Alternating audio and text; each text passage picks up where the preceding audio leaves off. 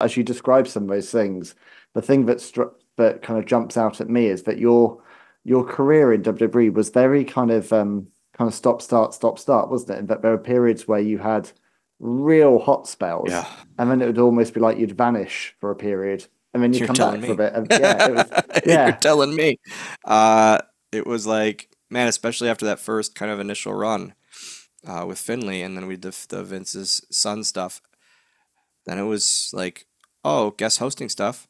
I did that, which was amazing. It was one of my favorite times. Like, what guest hosts next week, and what am I doing with them? It's yeah. great.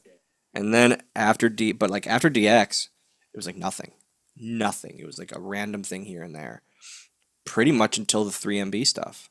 Mm, And I talked about that on the latest episode of Going Postal. I was like, I had nothing until 3MB, and it was like a very low part in my career, in my life, my personal life, leading up to the 3MB stuff because I was the heaviest I've ever been, because I was unhappy with life, I was unhappy with them not using me, and I just didn't care, and it was such a low point. But then coming back from that and doing the getting in shape, pushing myself, and really getting in shape because they told me to. They were worried about my health. WWE sat me down and said, "We are worried about your health.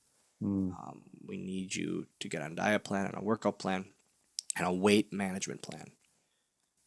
I saw it as a spit in the face, and but then I also sat back and went, you know what? I'm gonna take that challenge and shove it up their ass, and I did, and uh, I then it would lead to the 3MB stuff, which would lead to WLC and all of that, and the greatest match of my life. Um, it was like you said though, it was a constant high and low, high and low, high and low for so long, where it's really it can be mentally stressing more than mm. anything.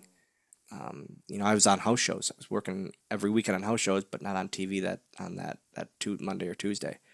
That itself was like frustrating because why am I good enough for house shows but not good enough for TV? Mm. Um, but I also look back at it as, or nowadays I look back and I go, but they were still paying you, Dylan. They were still giving you a paycheck, like a paycheck that you could only dream of, kind of Mm. thing, and you could still sign your fake name to this day because of your time there. Yeah, but as someone who loves the business and who grew up as a fan, you talk a lot in your book about kind of the weight gain because you're, arriving at a show and you're not being used, but there's catering there, and so just Taking eat. advantage of it because there's something to do. Yeah, Because I don't, also, I'm yeah, pissed off because I'm not on the show and I don't mm, want to watch a show. I don't want to interact with people that are on the show that are booked because it just makes me go, why are you not? mm, Well, the reason you're not is because they don't have an idea for you. That's okay. mm, You can't blame them. In all reality, you can't blame them. There are 200 people or more on the roster. They have to write for 5 hours of TV at that, or 4 hours of TV at that time. yeah. Can't fit everyone.